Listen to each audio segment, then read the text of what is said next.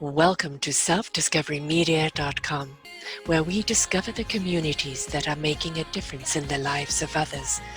Our self-discovery is something we are all making on our life's journey. Here you will find the people that will be your guidance, that will be your inspiration, that will be there for you in support on your journey of life. Do enjoy. Our next show is... Good morning, good afternoon, and good evening, everybody. Welcome back to another edition of Choose Positive Living right here on selfdiscoverymedia.com. I'm your host, Sarah Troy, and my guest today is Caleb Rossiteris. I hope I pronounced that right. He's from the CO2 Coalition. African lives matter, and they need power, they need energy source, and they're not getting it. And the coalition with 50 climate scientists and energy economics, there's so much information here. I really like you to go back and read it, because you should read about what he's doing and how much he's got in his background here. But he wants to bring new tech, coal-fired electricity for Africa, clean air indoors and out. And it's not happening, it's being blocked, and African lives are suffering because of it, and policies need to change. And that's what we're going to be talking about today. How can we empower this change?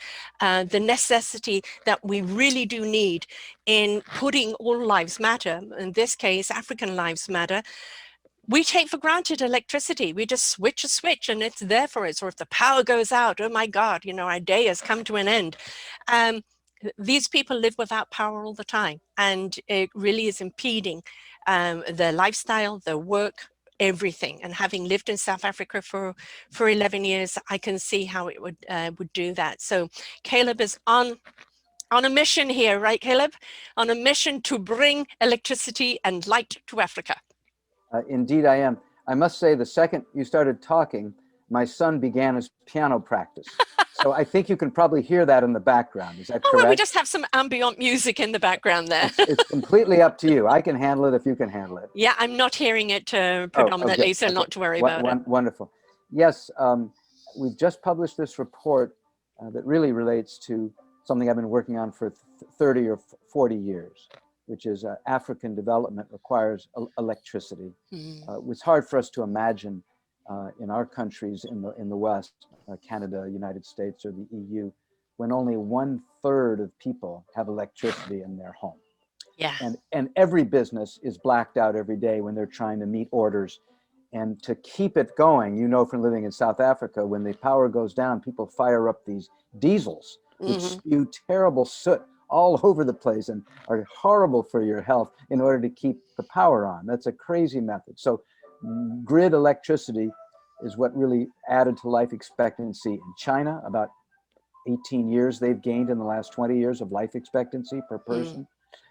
In the United States and the UK, Canada back in the 1930s and 40s. To participate in the modern economy, to have life expectancy, to have a good life for your children, you need electricity. And Africa is on a mission to raise its rates. And the United States promised to help under President Obama, starting a program called Power Africa. Unfortunately, when African countries will come and say, we want the power, we'd like American scrubbed coal power because we've got a lot of coal here in the ground, the United States under Obama blocked those loans, blocked them from Power Africa, blocked them from the World Bank, because of their fears about climate computer models that say 50 years from now, the Earth will get much warmer in a dangerous sense. Frankly, the models have never come true yet, but even if they were, Africa is going to be a tiny, tiny portion of the carbon dioxide emitted by industry. So we're really hoping Africa will be held harmless and sort of pardoned from this climate madness that we're experiencing in Canada and the US. And that's what our report is about. Could it be done?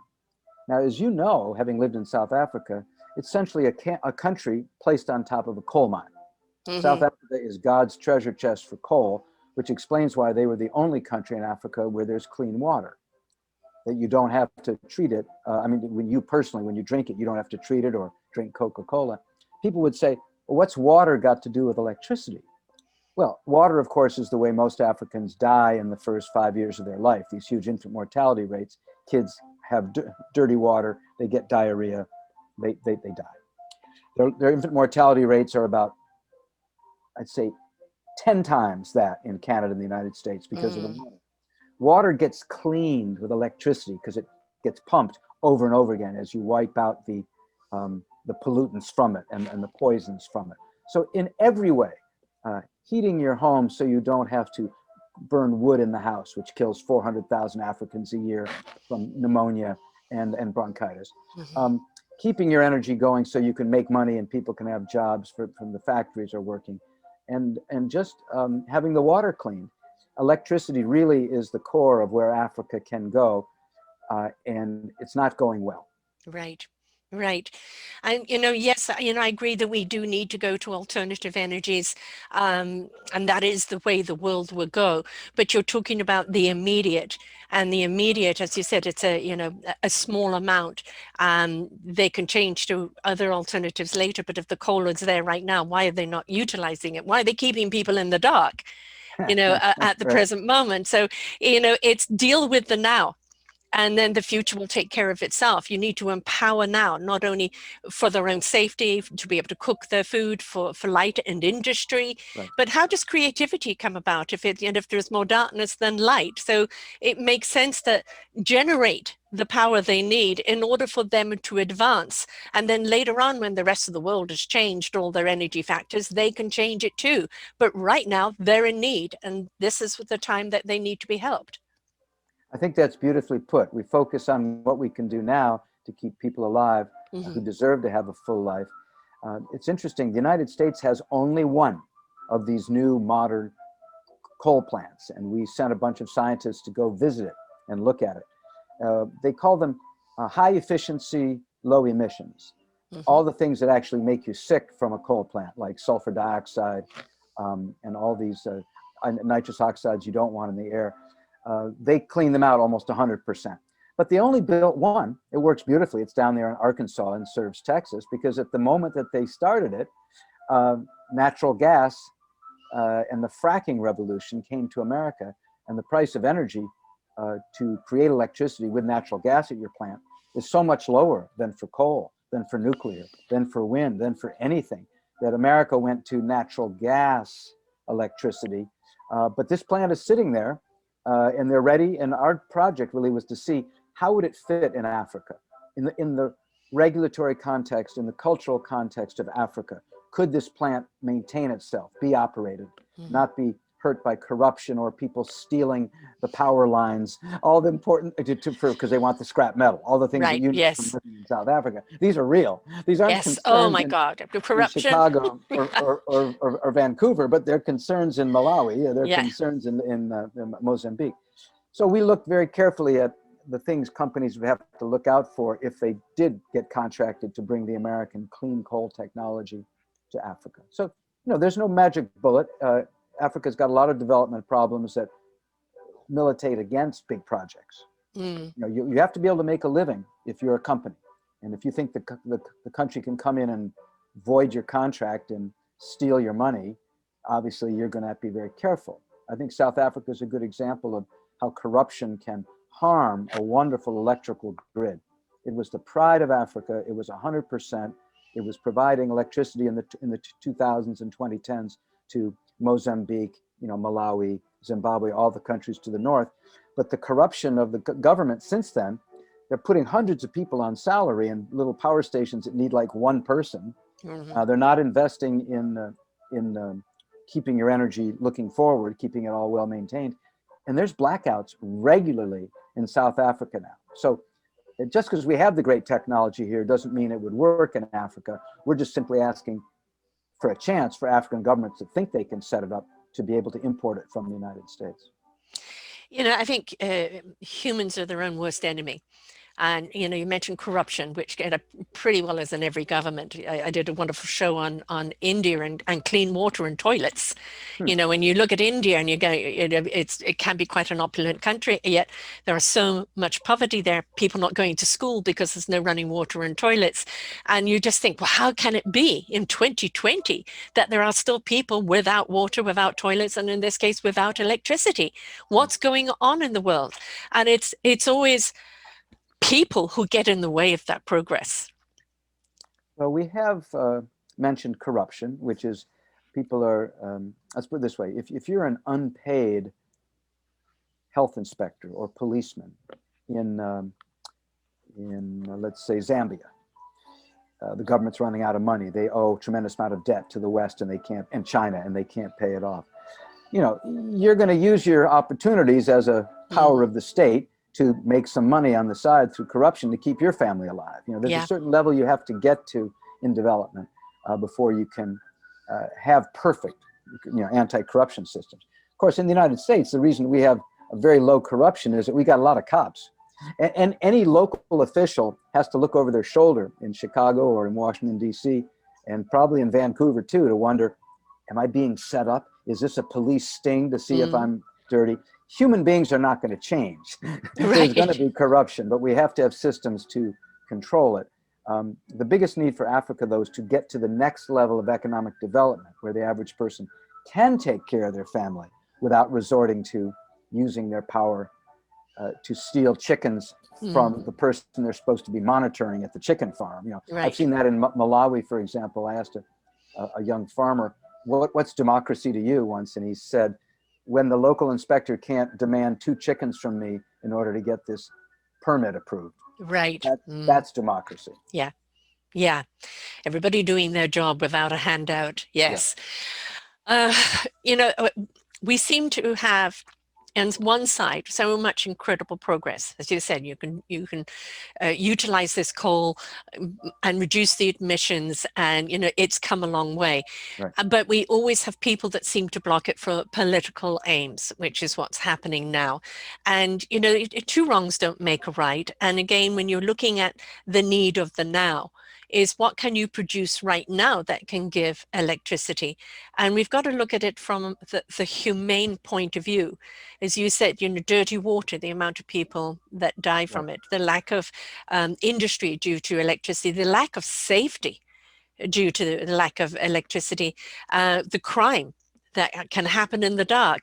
It's somewhere along the line, the political opinion of climate change and changing things. I do agree, we do need to go into cleaner and friendlier environmental energy sources. But when you're looking at a society that's in dire need right now, you need to step into the humanity of it and leave the political aside and deal with what you need to deal with right now. And it's appealing to the consciousness of these people, isn't it? Well, Europe and America have a little problem with Africa, as you know, which is called colonialism. It goes back a long time, and it ended in the 1950s and 60s. But Africa is still very dependent economically on Europe in particular. So, for example, the European countries, because of their powerful environmental green political parties, don't like something called genetically modified foods, which is wheat or corn or maize, which are, they change the genetic materials to the sequencing, so they'll be resistant to pests, or they won't need as much water or fertilizer, whatever. And because the European Union is against them from these environmental sort of millennial concerns, African countries can't export to their primary partners, which are the European former colonial powers. The United States, I don't know how Canada is on this, but the United States is very much in favor of progress on genetically modifying crops, but the Europeans don't. So I'd say the biggest wickedness that Europe is doing to Africa now is really in this refusal to let them grow the kind of food that they want. You have out there in Canada, where you live, on Vancouver Island, one of the world's great scientists on genetically modified foods. His name is Patrick Moore. Now, Dr. Moore runs an organization called Allow Golden Rice Now, meaning there's a special kind of rice that you can genetically modify to help children with their childhood diseases, especially vitamin A diseases. But many governments around the world block it because it is a genetically modified food. The United States' biggest crime, I would say, is this carbon colonialism, where we have concerns about carbon dioxide here. We can argue about those some other time as to how immediate they are and when the transition should occur. Obviously, it'll take some time because about 80% of the world's energy and America's and Canada's comes from fossil fuels. Mm-hmm. Nuclear, wind, solar, and hydro, which is very big in Eastern Canada, of course, are much smaller. But leave that aside. Right now, Africa only has the coal, the gas, the Right. oil. They don't have the ability to run a huge grid level combination of windmills and solar panels. Heck, we in the West haven't been able to do that. It's a very expensive undertaking. Yes. So their access should be reliable, should be cheap. And then we can argue later about how to help them with their transition. Right. Exactly. Deal with the now. I mean, Africa used to be a very rich country, gold, diamonds, and everything else. And it's, it's become kind of quite a poor country now because of the transition, um, the, the, the redirection everybody's gone in. They've got to find their feet. They've got to find their roots. You have such a tribal thing there where the tribes, rather like political parties, can be at odds with each other and nobody agreeing. So you need to give them as much help as possible in order to, to get their roots in the ground and to start growing as an industry again, because it's such a beautiful country. There's so much enrichment there, but it doesn't seem to be kind of given a chance right now. It went so backwards in many ways, after apartheid, instead of moving forward, especially industry.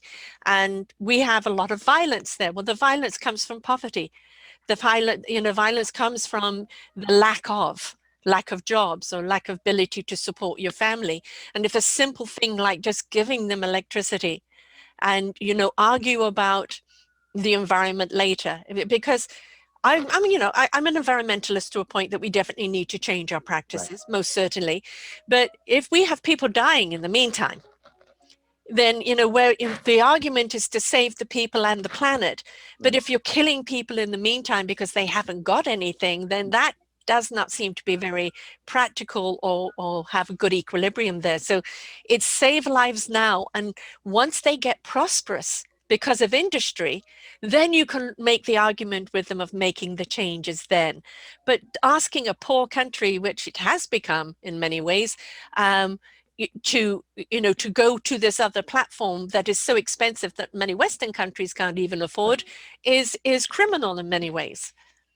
Well, it's funny that you mentioned saving the people and the planet, because the chair of our group is this Dr. Patrick Moore up there in Vancouver Island, an ecologist, and he always says, we're the ones saving the people of the planet from the people who think they're saving the planet.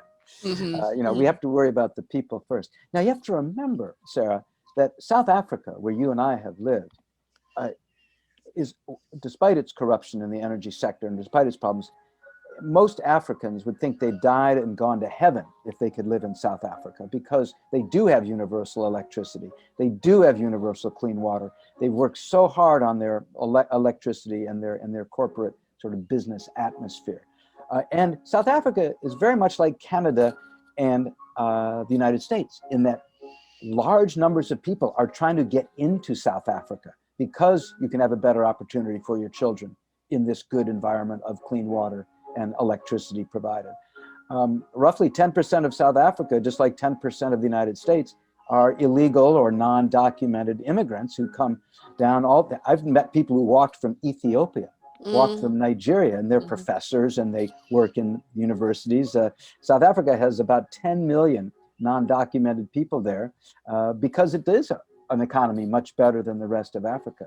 So actually, Africa would like to get to where South Africa is in terms of opportunity for your children to live to adulthood and to have a rewarding life.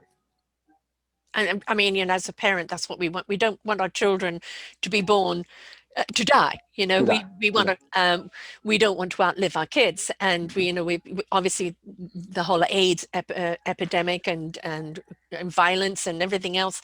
It's it's time that we put the aggression aside and start looking at how do we seed the opportunity. And that's what you're wanting to do with Africa right now, is seed their own opportunity for their own growth and their own well-beingness. And again, it always comes down to the political thing, doesn't it? Now, I understand why they don't want this and they don't want that in the world. But, while you're busy changing the world's energy and changing the world's opinion, which is still going to take a long time, why are you leaving these people behind in the meantime? Give them a chance with what they've got. Give them the technology they need in order to thrive themselves. And as I said, later on, when they're being fruitful and thriving, now you can talk about a change. But why should people die and go hungry in the meantime? Well, it's interesting you mention it that way, because the World Bank, which is the United States and Canada funded, and they do big projects in Africa, was helping with proper power solutions to electricity up until the time in the late 1990s, early 2000s, when the global warming mania hit. So science is always an issue.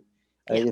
If you actually believed that we're about to destroy the planet and we won't be able to breathe anymore and we're all going to die, the so-called existential crisis, I suppose you wouldn't fund anything that uses clean coal, even with the small amount of carbon dioxide emissions.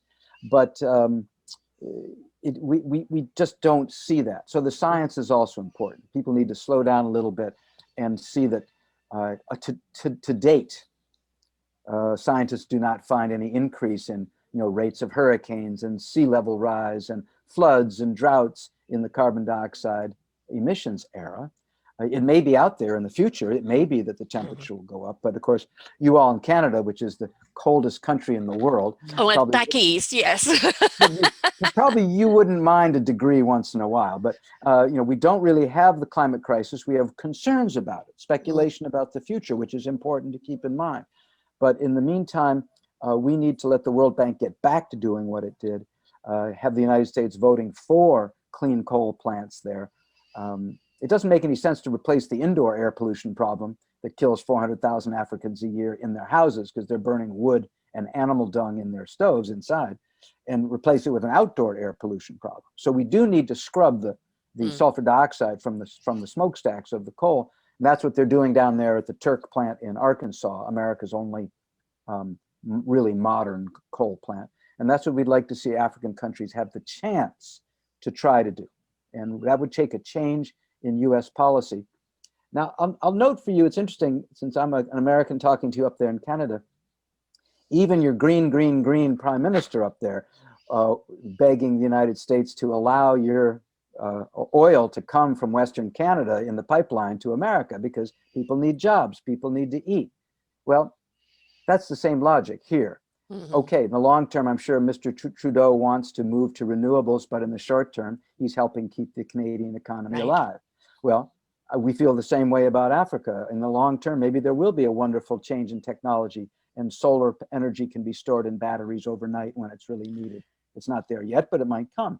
But in the meantime, Sarah, in the meantime, the United States should be voting yes at the World Bank when an African country says, we'd like to build an electrical grid to increase our electrification of houses from 1/3 to 2/3 and eventually universal.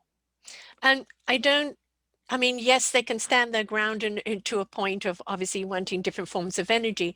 But when you look at it from the human aspect and say, ABC amount of lives are dying, right. These are the facts, while you're arguing about different forms of energy, these people are dying.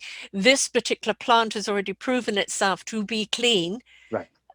What is the argument? And I don't like politics because most of the time it's just one person trying to up the other person, and there isn't much collaboration. Just my way or the highway.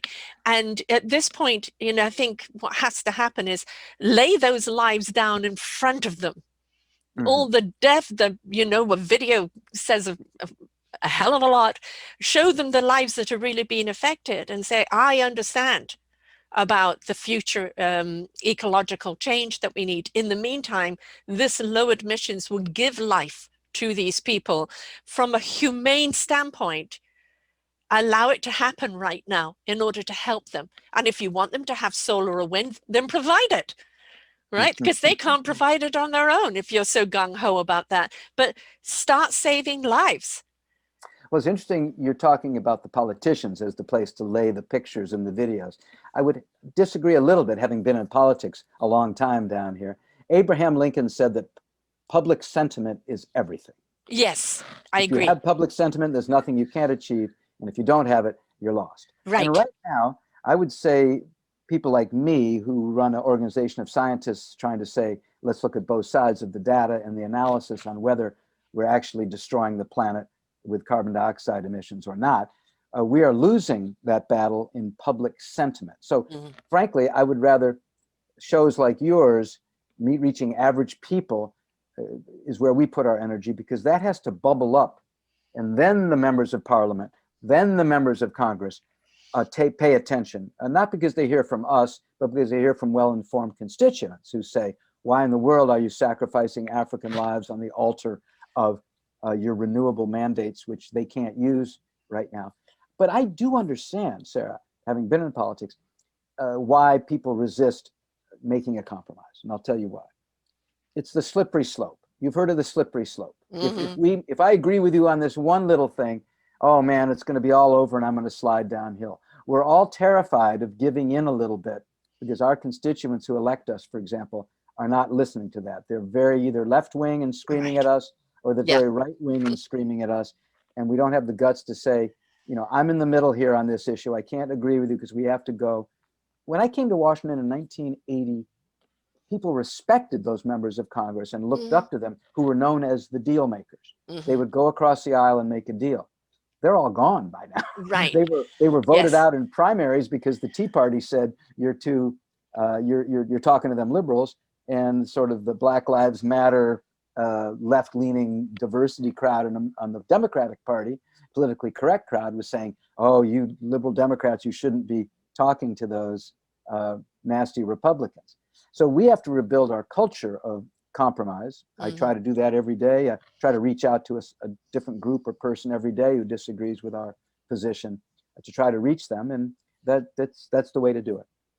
I 100% agree with you. And this is why I'm saying, like, you know, a video on exactly what's going on, YouTubing it like crazy, getting it out in shows like this, let people see for themselves what your argument is. Yes, and, you know, then the logistics and the statistics afterwards will, you know, it's something that then there's something to talk about. Why do we have a Black Lives Movement? It's been going on for 40 years, but why is it, you know, right now reaching a peak? Because people reached their limit. They reached a point of, I just can't take this anymore. And when people are aware of what's going on elsewhere, and they can see, why are all these people dying when this is a simple solution? Right. Why are you allowing these people to die? Because of a political, you know, opinion. Right, political dispute. Right, exactly. You know, that is criminal and inhumane. So I totally agree. Invite the public to stand up, because, you know, right now the universe is shaking us up to wake us up for us to stand up and change it up. And, you know, we're looking at the wrongs in the world, and the wrongs fundamentally of the way we treat each other, the way we do not enable each other, the way we do not support each other, because it's become about me, myself, and I. And we need to let go of that and realize that it is us. What affects them over there will affect us in some form or other, even if it's just the energy force. That if we can call ourselves people who are humane, then we shouldn't let anybody suffer anywhere. Well, I'm so glad I've spent some time with you, because now I have my marching orders for what our CO2 Coalition needs to do next, which is put together a good video that explains this report and get it out. So thank you for getting me in touch with what I need to do tomorrow. No, but that is, I'm afraid that is the point. You know, it's people will listen to this and they'll either be woken up and they'll start a conversation. But, you know, that video of actually seeing people, you know, hearing from the youth and say, I would love to have a business, or I'd love to be able to go to work, or I'd love to be able to do this, I'd love to provide for my family. And then looking at the people that are definitely suffering from this. Why does, what's that thing called? It's a religious thing, world something, that people pay into, which is meant to help other people in trouble around the world. And the thing is, you can gather millions and millions upon millions of support dollars when you appeal to people's heart and consciousness. Oh, I think you mean World Vision. World Vision, yes. Wonderful group, wonderful group. So, you know, having something like that, you know, appeals to people, because people will spare $1, a cup of coffee, $2 or $3, and all of that adds up, right? But if you're doing it also we're asking you to write to whoever needs to be written to, to have your voice added to this as a petition, to speak out on behalf of these other people for their rights. You've now got another movement. You've got the African energy movement going. And, you know, people want to be a part of something. They can't always physically be there because they're busy surviving themselves. But if they can get behind something in some way, then they will be. And you're right. The public opinion puts the pressure on the politicians. Right. Right. Well, I agree with that. Now, I want to ask you, do you recognize the kind of shirt that I'm wearing right now? An African shirt? It's called a Madiba, which was Nelson Mandela's clan name. Right, When yes. Mr. Mandela got out of prison, he hadn't had a tie on in about 26 years. And so he begged his friends to find him a South African clothier who could sort of make him some hip things that look kind of nice, and therefore you wouldn't have to button your collar. Right. And so we always say in South Africa, when we're wearing these Madibas, to the office, to the university, to the bank, if you're a banker or a lawyer, you always say, well, Nelson Mandela first freed the black man, and then he freed the white man from having to wear a tie. So this is called a Madiba, and I always try to wear it when I'm talking about Africa. And you know, having come from South Africa, and I did actually have a South African host for a while, but she ran into so many problems of trying to interview people and being cut out all the time because the internet was so bad. That South Africa's a long way from where you are. Oh, a long way, a long way, yeah.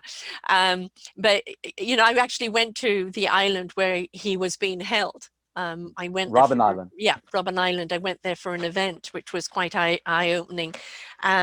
And you know, to think that you kind of look at it as you know, what a waste of a wonderful man all those years. But then it's like everything. Some things have to get broken for the person who is going to come forward and give you the glue to put it back together or to reinvent it.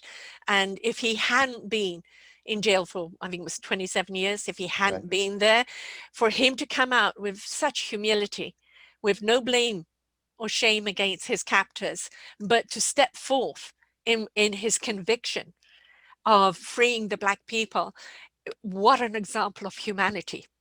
And what an invitation to others to step up as well. I feel that that's true, that Mandela in his life, first of all, had been an anti-racialist. He was very clear from day one that all the white people and all the Indian people and all the black people who were in the borders of South Africa would always remain South African citizens. And he invited the whites to stay, and he invited them to keep working in the economy. And he had to resist a lot of political pressure from his African National Congress colleagues to pull that off, and it was brilliant. Yes. We need that kind of leadership now as people have stopped learning how to talk to each other politically. I find it in my personal life. I find it in my political life. It is much more difficult today to talk and compromise with those of us who are, in my case, also Americans. We're not really separated. In your case, also Canadians. We do need to talk to each other. I would say Mandela is a wonderful example for us. And let's look at how he did it. Always calm, always poised, always paused. He was not a person that came out rah rah rah. Right? Yeah, but he was awfully firm when he needed to be firm. Yes, but that firmness was really rooted. It wasn't, he didn't incite hate or discord or revenge. You know, it was about unification. It was about all of us stepping up and being a part of the solution. He was an inviter. And, you know, that's what we need right now. We do need calm minds and calm hearts to prevail. And I think a huge word that we don't use enough in the political world or in the world of humanity is kindness. You know, let's just start being kind to one another, because how can you be argumentative? How can you be violent towards someone if kindness comes first? It's that empathy of understanding what somebody else is going through and helping them through that angst to find a solution. Because why are people angry? Because they have a lack of something. That's true. That's true. Well, in South Africa, you had a wonderful pair of young men at the time, Cyril Ramaphosa, who is today the president of South Africa Mm-hmm. from the ANC, and Rolf Meyer, representing the Afrikaner National Party, were the people under the level of Mr. Mandela and his opposite number in the African in the National Party. I've met them both. It's remarkable the way they've lived their entire lives like that to get people to talk to one another. They're still at it. So we're hoping that, as President-elect Biden said, the grim era of demonization of each other is over. But I will keep my eyes open for that, because the politics are still pretty tough right here. Oh yeah, and it is up to each and every one of us. We put so much pressure on the so-called leaders and the politicians, Right. and we're pointing fingers at them all the time, but there's three pointing back at us and say, where's our accountability? Where's our responsibility? And our responsibility, even in what we say, how we say it, our own action, it speaks volumes. So if you don't like something, what are you doing to change it? You don't like the way the African people have been treated there, and they need power, they need energy. So you're doing something about it. And that's the point, is like, don't just argue for argument's sake. How do you empower people to want to be a part of the solution? Good.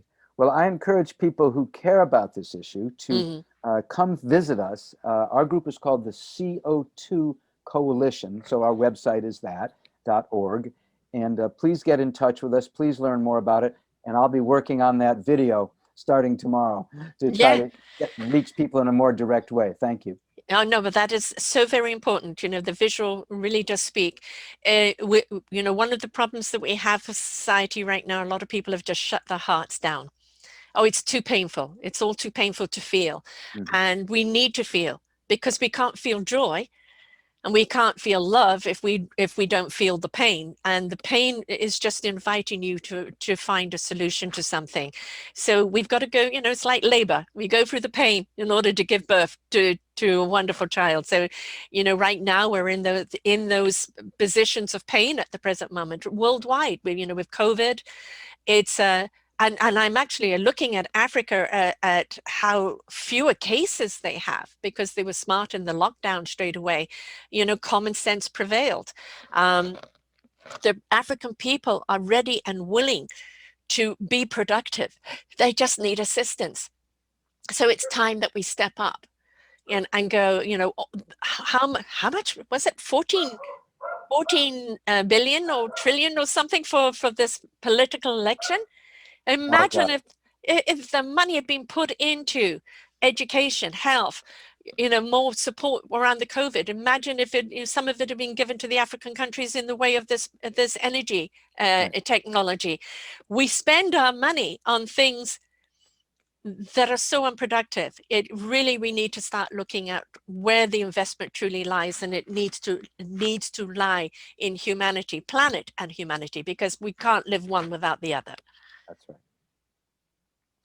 So the website is CO2 Coalition.org.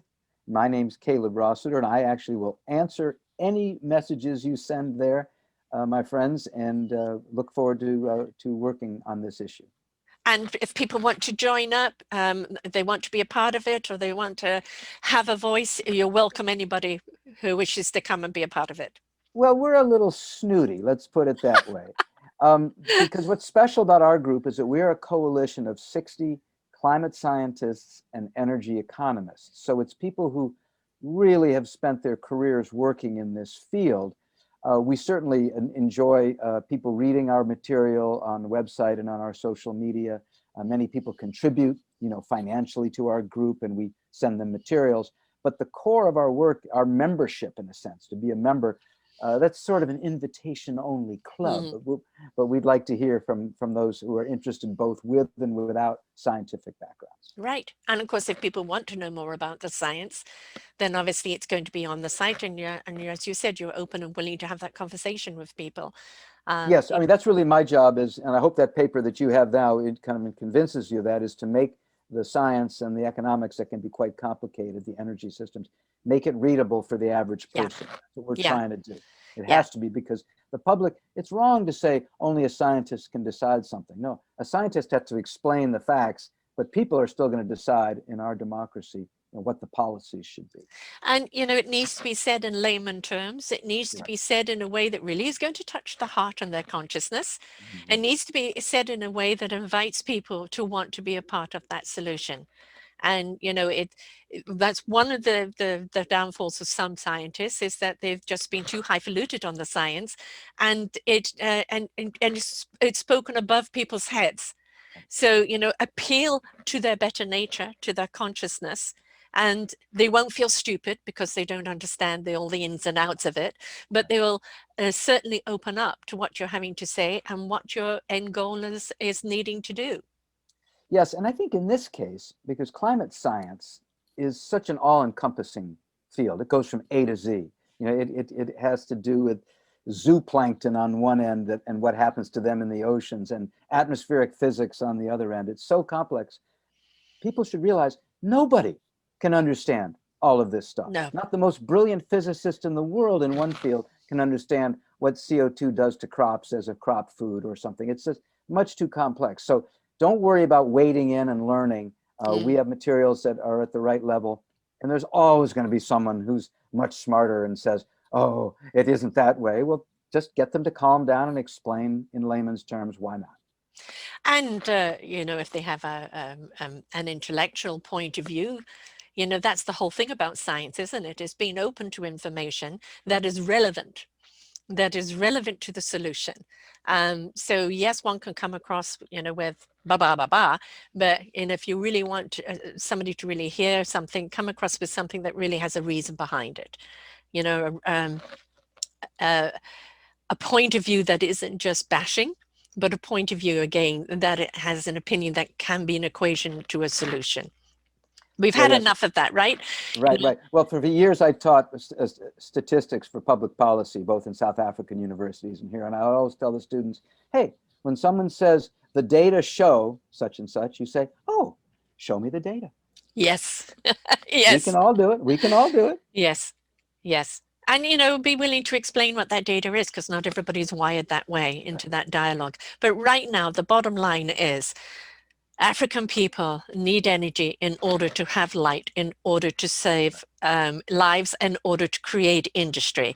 So we're looking at this from a humane standpoint right now. Let's put everything else aside. Let's help them get what they need. When they become affluent and productive and their whole society has grown, then we make the argument to change energies. But in the meantime, give them light.